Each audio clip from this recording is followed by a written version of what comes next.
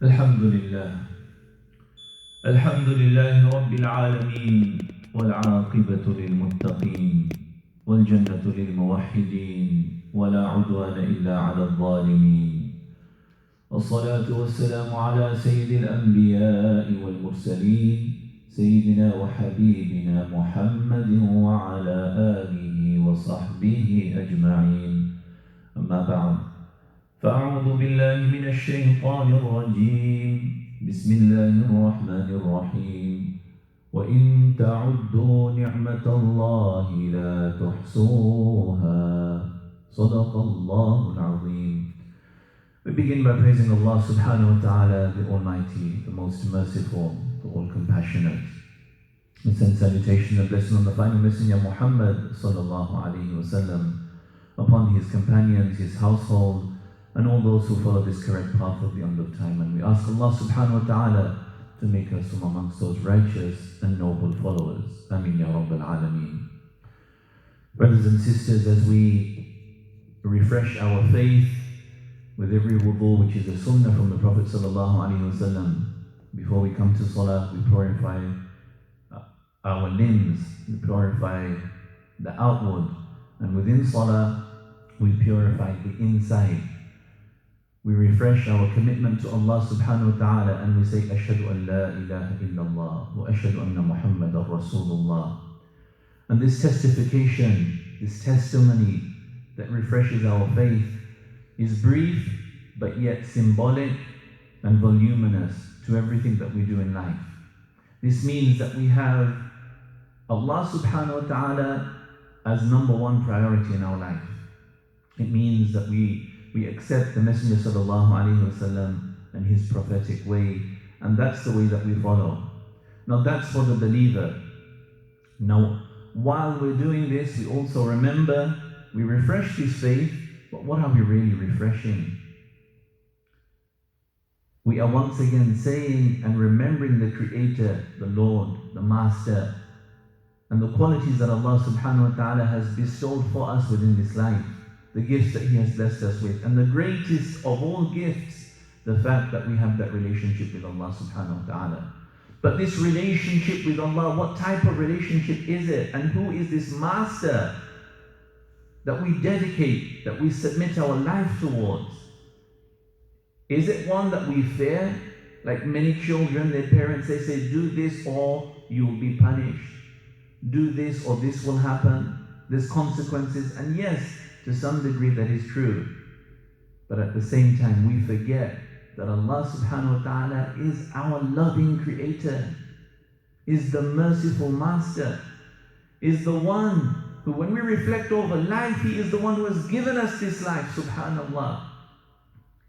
And while we were within solitude for the last few months, and now things reopening, we're getting into that period where those who have a passion for food, they are looking at the local restaurants. When are you opening? Those who are committed towards sports and football, they're looking at the local football centers or play centers. When are you reopening? When do I get back? For the believer, they are looking at the masajid. When will this blessing reopen for me where I can connect with my Allah, feel the energy of the community, listen to the glorious Quran, soften my heart. Subhanallah. And this is what we are looking forward towards, because this is the believer who reflects over the creation of Allah subhanahu wa ta'ala and his own creation and his relationship with Allah. And then he remembers, what a loving Lord I have. This is the Allah who has given me this life. The world has gone through a pandemic. Many lives have been lost. Allah, you gifted me extension to my life. Allah, you created me. You gave me life. You gave me my limbs, they're all working, subhanallah. And this is why Allah subhanahu wa ta'ala mentions to us in the glorious Quran, وَإِن تَعُدُّوا نِعْمَةَ اللَّهِ لَا تُحْصُوهَا. Even if you were to count the blessings of Allah, enumerate them, you will fail to do so. So many blessings of Allah. The masjid, the masajid, and the places that are reopening, they are also the blessings of Allah subhanahu wa ta'ala within our life. How will we value them? How will we value this life that we are reimbursed? Once again, we have been given an extension to life when compared to previously. So many people, different ages, from the young to the old, to those who have sicknesses, who had none whatsoever. Subhanallah, it's a time for reflection, whilst moving forward with that determination, with that motivation. Ya Allah, you have given me this extension, I am committed to you in the true sense. I have full submission to a loving Allah. And my brothers and sisters, when we have that notion of Allah subhanahu wa ta'ala within our hearts, it's a reflection of who we become.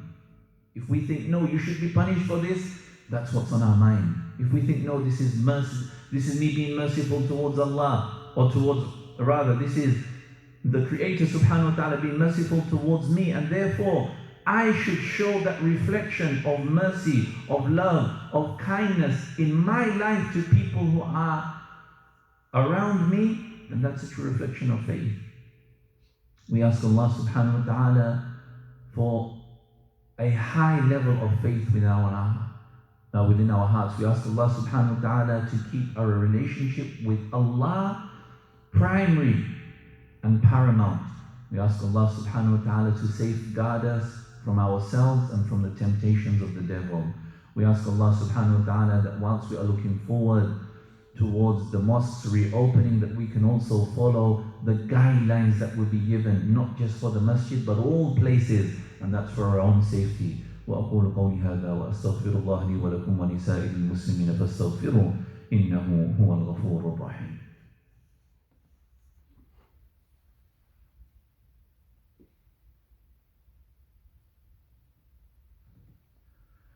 إن الحمد لله نحمده ونستعينه ونستغفره ونؤمن به ونتوكل عليه ونعوذ بالله من شرور أنفسنا ومن سيئات أعمالنا من يهده الله فلا مضل له ومن يضلله فلا هادي له وأشهد أن لا إله إلا الله وحده لا شريك له وأشهد أن سيدنا ونبينا محمدا عبده ورسوله صلى الله عليه وعلى آله وأصحابه أجمعين. اللهم اغفر للمسلمين والمسلمات والمؤمنين والمؤمنات الأحياء منهم والأموات إنك سميع قريب مجيب الدعوات. ربنا آتنا في الدنيا حسنة وفي الآخرة حسنة وقنا عذاب النار. اللهم إنا نسألك الهدى والتقى والعفاف والغنى. ربنا فاغفر لنا ذنوبنا وإسرافنا في أمرنا وثبت أقدامنا وانصرنا على القوم الكافرين برحمتك يا أرحم الراحمين. عباد الله رحمكم الله، إن الله يأمر بالعدل والإحسان وإيتاء ذي القربى وينهى عن الفحشاء والمنكر والبغي يعظكم لعلكم تذكرون. فاذكروا الله يذكركم وادعوه يستجب لكم ولذكر الله أكبر والله يعلم ما تصنعون.